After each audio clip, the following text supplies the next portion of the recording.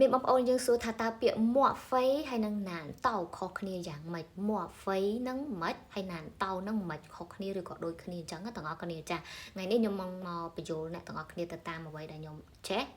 ហើយព្យាយាមបញ្យល់ឲ្យងាយយល់បំផុតអ្នកទាំងអស់គ្នាតែបើខុសឆ្គងឡើយណាអីសូមអ្នកទាំងអស់គ្នាអធិស្ឋានអញ្ចឹងណាចាពាក្យមួក់ហ្វៃហើយនឹងណានតោអ្នកទាំងអស់គ្នាអាចចាត់ទុកថាបុគ្គលពីរហ្នឹងណាគឺជាបងប្អូនភ្លោះនឹងគ្នាចាប៉ុន្តែអ្នកទាំងអស់គ្នាដឹងថាបងប្អូនភ្លោះវាមានរូបរាងដូចគ្នាចាប៉ុន្តែបងប្អូនភ្លោះនេះរូបរាងដូចគ្នាប៉ុន្តែអត្តចរិតខុសគ្នាចាអត្តចរិតគាត់ខុសគ្នាអញ្ចឹងមកហ្វៃហ្នឹងយើងមើលទៅសាសបកក្រៅហើយនឹងណានតោហ្នឹងឃើញវាដូចគ្នាប៉ុន្តែចូលទៅដល់ខាងក្នុងហ្នឹងគឺអត្តចរិតរបៀបអីហ្នឹងគឺវាខុសគ្នាដាច់ស្រឡះហ្មងអ្នកទាំងអស់គ្នាមកហ្វៃហ្នឹងគឺជាបុគ្គលមួយដែលយើង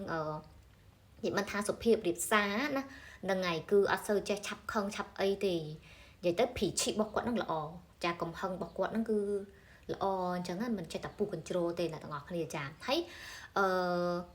បើណានតោវិញគឺជាបុគ្គលមួយដែលកំហឹងរបស់គាត់នឹងខ្លាំងឆាប់ខឹងឆាប់អីផ្ចាញ់ផ្ចាគេអីអញ្ចឹងណាហើយនិយាយចេញមកមានឈិញស៊ុយនឹងខ្លាំងចាគឺមានអារម្មណ៍មកមានអារម្មណ៍ដុងចាអញ្ចឹងទៅគឺអត់ទេអញ្ចឹងបើបុគ្គលពីរហ្នឹងបុគ្គលមួយសុភាពរៀបសារបុគ្គលមួយរៀងកោងកាចអ្នកទាំងអស់គ្នាចាអាចនិយាយអញ្ចឹងណាមកហ្វៃគេរៀងសុភាពរៀបសារគេអត់មានយកអារម្មណ៍មកនិយាយគេធម្មតាអញ្ចឹងអ្នកទាំងអស់គ្នាតែបើណានតោនេះរៀង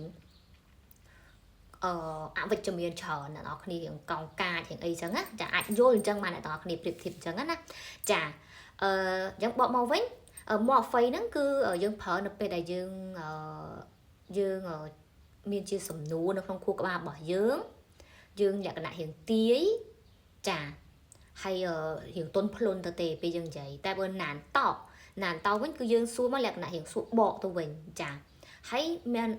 ភាពមិនពេញចិត្តអត់សប្បាយចិត្តនៅក្នុងនឹងមិនគួរអញ្ចឹងសោះអីអញ្ចឹងណាចាហើយវាតក់រៀងតាំងកម្រោអញ្ចឹងទាំងអស់គ្នាចា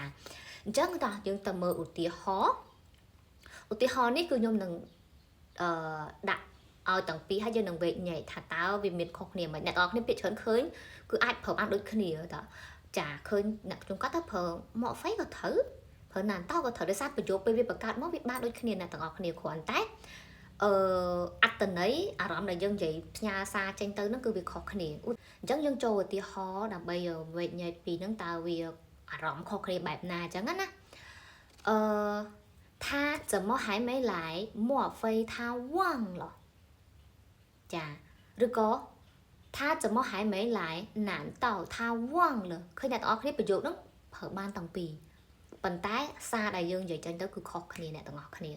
ចាគាត់មិនអត់តន់មកអញ្ចឹងមកអ្វីថាវងលើគាត់ភ្លេចហើយទេដឹងគឺអញ្ចឹងណាណាត់គ្នាមកប៉ុណ្ណេះឥឡូវមកប៉ុណ្ណឹងហើយខ្ញុំចាំគាត់ឡើងលើប៉ុណ្ណឹងហើយមិនគាត់អត់តន់មកប្រហែលជាគាត់ភ្លេចហើយអត់មានន័យអីផ្សេងអ្នកនរគ្នាគឺគ្រាន់អញ្ចឹងប្រហែលជាគាត់ភ្លេចហើយបានមកប៉ុណ្ណឹងគាត់អត់មកគឺបែបហ្នឹងតែបើណានតោវិញគឺអត់ទេអ្នកទាំងអស់គ្នាថា怎么还没来难道他忘了吗មិនគាត់អត់តន់មកទៀតអញ្ចឹងគាត់ភ្លេចមិនមែន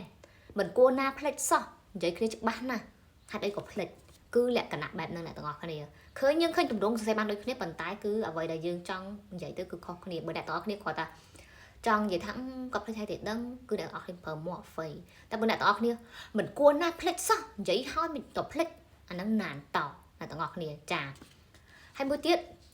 បើសិនជាអ្នកទាំងអស់គ្នាគឺបំណុលអ្នកទាំងអស់គ្នាចង់និយាយទៅគឺចង់និយាយបន្ទប់ឧទាហរណ៍ថាខ្ញុំបញ្យល់អ្នកទាំងអស់គ្នាលំហាត់មួយហ្នឹងបញ្យល់ច្រើនដងមែនតើហើយបន្ទាប់មកខ្ញុំចង់បន្ទោសអ្នកទាំងអស់គ្នាចង់ស្ដីអ្នកទាំងអស់គ្នាមិនក៏បញ្យល់ប៉ុណ្ណឹងហើយមិនក៏មិនចេះទៀតស្ដាប់អត់បានទេមែនអញ្ចឹងខ្ញុំគួរតែប្រើមួយណាមកហ្វៃឬក៏ណានតោអត្តចរិតមិនក៏មិនយល់ប៉ុណ្ណឹងណាប្រើណានតោត្រូវទេអ្នកទាំងអស់គ្នាអញ្ចឹង难道你没听懂吗难道你没听懂吗ស្ដាប់អត់បានទេមែនឃើញទេស្ដាប់អត់បានទេមែនបញ្យល់ប៉ុណ្ណឹងស្ដាប់អត់យល់ទៀតក៏ល្ងងម៉េះអត់ប្រើតែជាមិនស្ដាប់ទេលក្ខណៈអញ្ចឹងយំវាមិនអាក្រក់យ៉ាងពេកប៉ុន្តែឲ្យអ្នកនរគ្នាវេកឲ្យច្បាស់ទៅគឺខ្ញុំវាលក្ខណៈបញ្ចុះអារម្មណ៍ទៅអញ្ចឹងណាតែបើអ្នកនរគ្នាប្រើមកអ្វីកន្លែងហ្នឹងប្រើមកអ្វីនេះไม่听懂អានេះគឺអត់មានបន្ទោសគេហ្មងហើយក៏គេអត់ដែរនិយាយមកអ្វីមកដែរឡើយនេះហើយបើសិនជាប្រើក៏វាលក្ខណៈមានន័យថាអត់យល់មែន អត់យល់មើលខ្ញុំបញ្ចូលភាសាទៀតវាចាក់ដាក់ចេញបែបហ្នឹងវិញទាំងអស់គ្នានឹងឃើញទេអញ្ចឹងឧទាហរណ៍មួយទៀតឧទាហរណ៍យ៉ា我的钱怎么不见了莫非被偷了不成លក្ខណៈលុយរបស់ខ្ញុំមិនអត់ឃើញអញ្ចឹងបាត់តាណាគេលួចបាត់ហើយ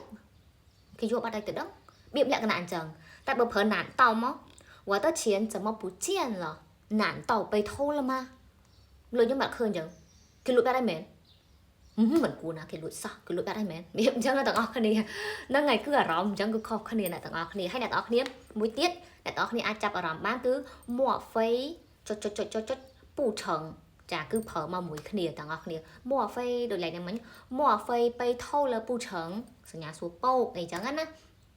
ងបើណានតោបៃថោលើម៉ាចាសញ្ញាពោកយ៉ាងទៅចាតែមួយគឺអត្តចរិតខុសគ្នាអ្នកទាំងអស់គ្នាមួយគាត់ថាគេលួចបាត់ហើយទេដឹងគាត់យើងសួរអត់ឃើញប្រហែលជាគេលួចទេ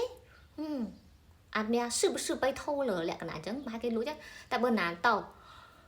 គេលួចគឺលុបបាត់ហើយអញ្ចឹងទាំងអស់គ្នាហ្នឹងហើយ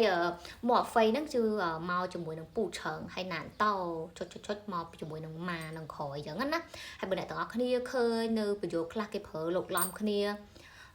មកហ្វៃសមម៉ានេះអ្នកទាំងអស់គ្នាដូចដឹងហ្នឹងគឺភាសានិយាយវាជួបការលោកឡំប៉ុន្តែបើឲ្យត្រូវហ្មងមកហ្វៃគេមកមួយពូឆើងហើយណានតោគេមកជាមួយនឹងម៉ាអ្នកទាំងអស់គ្នាណាចាអញ្ចឹងខ្ញុំសង្កត់ថាវីដេអូនេះអ្នកជាម្ចាស់សំណួរនឹងយល់ពីរបៀបប្រើហើយនឹងអត្តចរិតរវាងពាក្យទាំងពីរហ្នឹងណាបងប្អូនគ្នាចាកុំឲ្យច្រឡំគ្នាទៀតហើយបើមានខុសឆ្គងអីឡើយណាសូមអធិស្ឋានអានេះតាមអ្វីដែលខ្ញុំចេះខ្ញុំដឹងខ្ញុំចែករំលែកបងប្អូនតាមអ្វីដែលខ្ញុំមានអញ្ចឹងណាចាអរគុណច្រើនជួបគ្នានៅវីដេអូក្រោយ